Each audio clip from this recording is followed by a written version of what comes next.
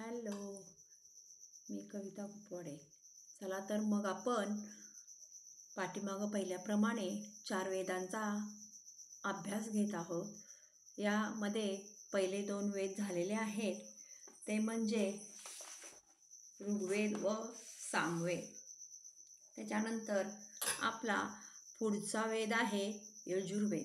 ते घेण्याआधी मी तुम्हाला एक सांगू इच्छिते की ही जी सिरीज आहे ती मी चालू केली आहे ती सर्वांनी यात सहभागी व्हावे व लाईक सबस्क्राईब करावे आणि या व्हिडिओपासून आपण जास्तीत जास्त ज्ञान मिळवण्याचा प्रयत्न करावा. चला तर मग यजुर्वेद याचा जो उगम आहे हा वायूपासून झाला असे मानले जाते. हा एक कर्मकांडीय वेद आहे. याचाच अर्थ काय तर यज्ञ विधी वगैरे करण्यालाच कर्मकांडीय वेद म्हटलं जातं. बलिदान धर्माची स्थापना करतो याला यज्ञवेद सुद्धा म्हटले जाते. याच्यामध्ये राजसनीय यज्ञाचा उल्लेख आहे. हा वेद गद्यामध्ये सुद्धा आहे व पद्यामध्ये सुद्धा आहे. पद्य म्हणजे श्लोकाप्रमाणे आणि गद्य म्हणजे धड्याप्रमाणे लिहिलेला आहे. यजुर्वेदाचे 2 भाग आहेत, शुक्ल यजुर्वेद, कृष्ण यजुर्वेद. शुक्ल यजुर्वेदाच्या 2 शाखा आहेत, कृष्ण यजुर्वेदाच्या 4 शाखा आहेत. शुक्ल यजुर्वेदामधील जे मंत्र आहेत ते शुद्ध आहेत म्हणून त्याला वास्तविक वेद असं म्हटलं जातं. शुद्ध, याच्यामध्ये शुद्धता आपल्याला दिसून येते. तसंच पुढं बघायला गेलं तर केवळ पद्यामध्ये आणि हे जे वेद आहेत शुक्ल यजुर्वेदातील जे वेद आहेत हे फक्त पद्यामध्ये आहेत. त्यानंतर दुसरा वेद आहे कृष्ण यजुर्वेद. याच्यामधील जे यज्ञविधी आहेत ते आर्थिक न्यायिक प्रक्रियांचा उल्लेख ह्याच्यामध्ये आहे. याला अशुद्ध वेद म्हटले जाते. त्याच्यामध्ये पद्यमध्येही वेद आहे आणि गद्यमध्येही वेद आहे. शुक्ल यजुर्वेदाला वाजसनीय संहिता असंही म्हटलं जातं. शुक्ल यजुर्वेदाचा ब्राह्मण शतपथ ब्राह्मण आहे. कृष्ण यजुर्वेदाचा तैत्तिरीय ब्राह्मण आहे. यांच्यामध्ये पंचमहायज्ञाचा उल्लेख केला जातो. हे जे मी तुम्हाला नोट्स टाईप देत आहे ते तुम्ही लिहून घेतला तरी हरकत नाही, कारण हे सर्व मी नोट्स काढलेले आहेत आणि PDF बनवलेली आहे. तुमच्यासाठी हे सर्व काही उपयोगी असंच येथे दिसून येईल आणि उपयोगी असंच आहे.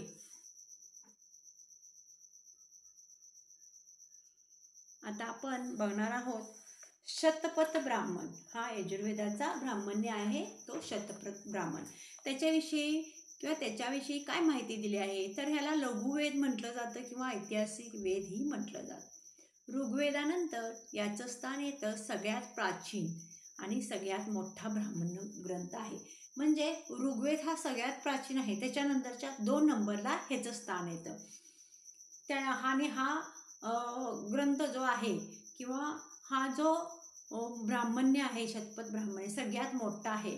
याज्ञवल्क्य ऋषी यांनी तो ग्रंथ लिहिलेला आहे. याज्ञवल्क्य मैत्रिणीय संवाद याच्यामध्ये आहे. विदेय माधवाची कथा आहे. पुरुषमेघ यज्ञ याचे वर्णनही याच्यामध्ये केलेलं जातं. शतपथ ब्राह्मणामध्ये स्त्रीला अर्धांगिनी सुद्धा म्हटलेलं आहे. तसंच उपनयन संस्कार, राजा दुष्यंत आणि भरत यांची कथा, कृषी संबंधित प्रक्रिया, पुनर्जन्माचा सिद्धांत, पुरुरवा उर्वशी आख्यान या सर्वांचे वर्णन या शतपथ ब्राह्मणामध्ये मिळतं.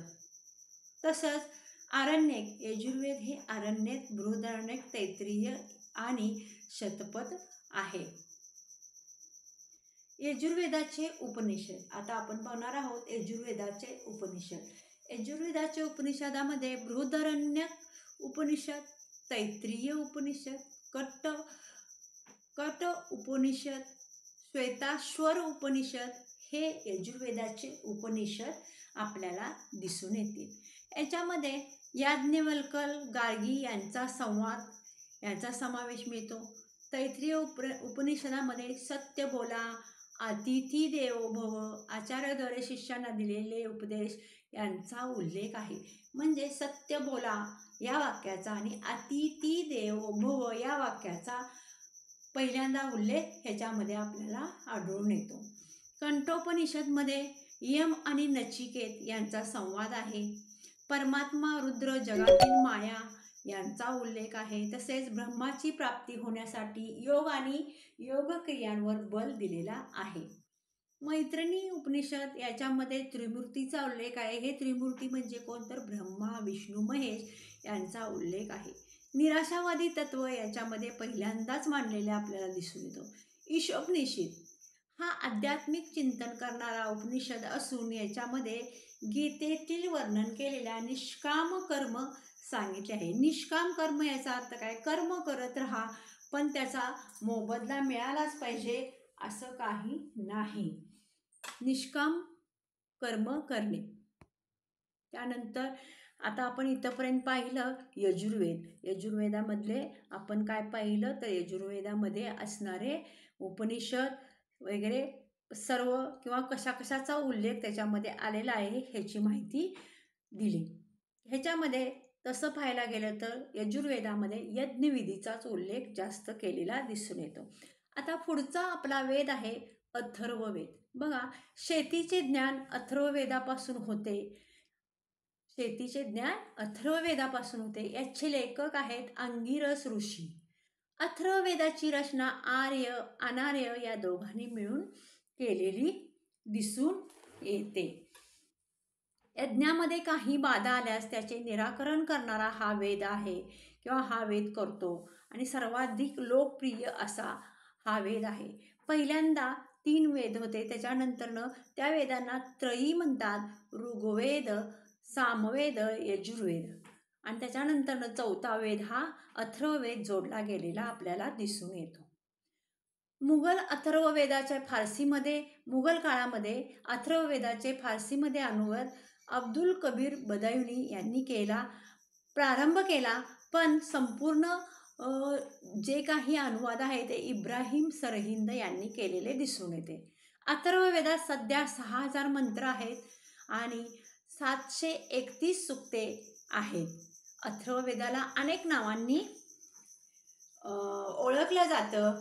त्याच्यामध्ये ब्रह्मवेद, श्रेष्ठवेद, सतवेद, महिवेद, भृंगारवरी नयावेद, क्षत्रवेद यांचा समावेश होतो.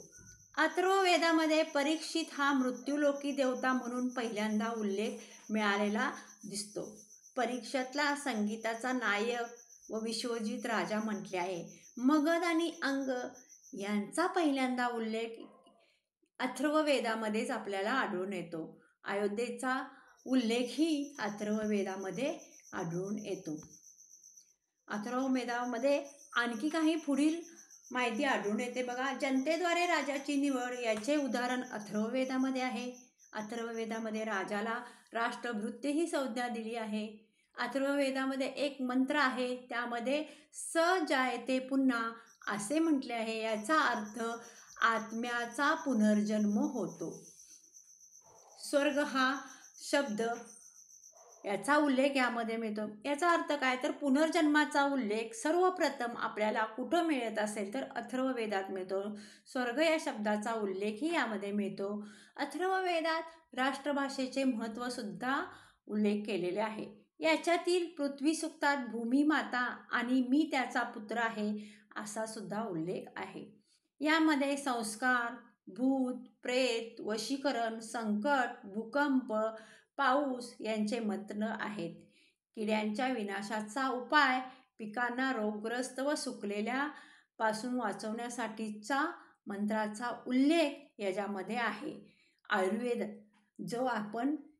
आयुर्वेद आहे आपलं भारतातलं जे आयुर्वेदिक शास्त्र आहे याचा उल्लेख सुद्धा याच्यामध्ये आढळून येताना आपल्याला दिसतो.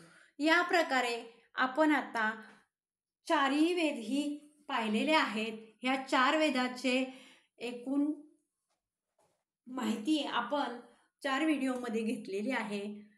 तुम्हाला ही माहिती कशी वाटली हे मला कमेंट करून सांगा व तुम्हाला जास्तीची काही माहिती पाहिजे असल्यास तसंही सांगा, म्हणजे मला तशी माहिती सांगता येईल. धन्यवाद.